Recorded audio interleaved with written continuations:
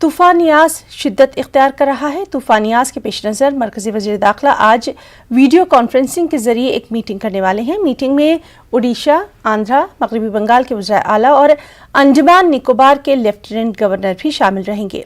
Meeting में अमित शाह तूफान यास की तैयारियों का जायजा लेंगे। महकमा मौसमियात के मुताबिक खलीज बंगाल में कम दबाव की वजह से गर्दाबी तूफान यास 25 मई की सुबह तक गर्दाबी तूफान में तब्दील हो सकता है। ये मुसलसल शुमाल मगरिब की जानिब बढ़ रहा है। इसमें तेजी आने का इम्कान है। 26 मई की सुबह तक ये उड़ीसा के पारादीप और मगरबी बंगाल के सागर जजीरे के बीच से टकराए।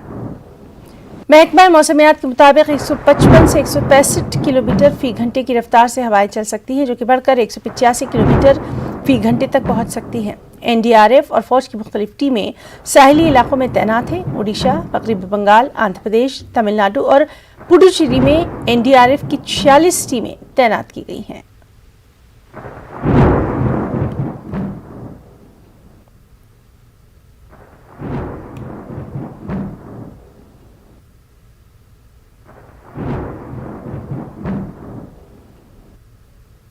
धीरे धीरे ओडिशा कोस्ट की ओर बढ़ रही है चक्रवाती तूफान यस। जैसे कि माना जा रहा है कि अभी पारादीप, बालेश्वर और दीघा से तकरीबन 600 किलोमीटर की दूरी पर है और 4 किलोमीटर रफ्तार से वो ओडिशा कोस्ट की ओर बढ़ती जा रही है। और जैसे कि उसी को मद्देनजर रखते हुए ओडिशा कोस्ट में कल से यानी कि 25 तारीख से बारिश की जो सूचना मिल रही है, खास करके कोस्टल बेल्ट में भारी बारिश होने की संभावना जताई गई है। जैसे कि माना जा रहा है कि कटक, भुवनेश्वर, पुरी और जगत सिंहपुर, केंद्रापड़ा, भद्रक, बालेश्वर में भारी बारिश होने के लिए येलो वार्निंग भी IMD ने जारी कर चुकी है। IMD जारी किया गया है। और फिर उसके बाद उसके साथ साथ हम देखें तो हवाई भी चलने लगेगी तेजी से। जैसे कि 40 से 50 किलोमीटर की रफ्तार से हवाई भी चलने लगेगी और धीरे धीरे जैसा दिन बढ़ता जाएगा उसी को नजर रखते हुए हवाएं भी बढ़ने लगेगी। और 26 तारीख से हम लोग जैसे माना जा रहा है कि 26 से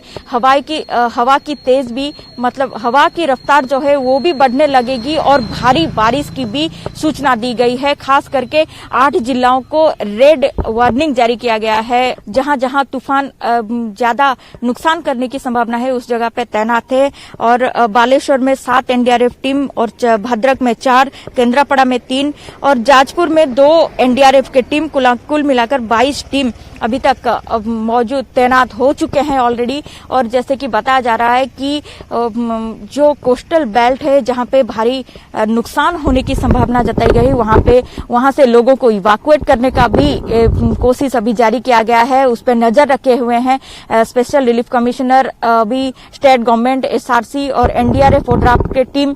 उसी के देखते तुरंत कैसे जो नुकसान होगा उसकी भरपाई के लिए भी जो सब चाहिए उसको भी मतलब तैनात कर चुके हैं। भुवनेश्वर से सुश्री सुलोचना के साथ निरुपमा बेरा, न्यूज़ 18 ओडिया।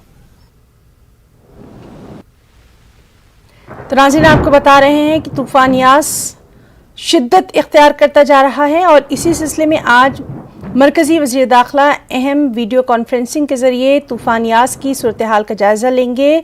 और इस मीटिंग में उड़ीसा, आंध्र प्रदेश, मगरबी बंगाल के वज़ीर आला, अंडमान निकोबार के LG भी शामिल होंगे। खुद अमित शाह इस मीटिंग पर लगातार नज़र बनाए हुए हैं। लगातार हम देख रहे हैं कि किस तरह से ताउते तूफान के बाद अब तूफान यास भी तबाही मचा सकता है। इसी के पेश नज़र तमाम जो साहिली इलाके हैं वहाँ पर से लोगों को महफूज मुकामात तक मुंतकिल कर दिया गया है। और लगातार इस मीटिंग में क्या कुछ अहम हिदायत जारी की जाएंगी उससे मुतालिक आपको अपडेट देते रहेंगे।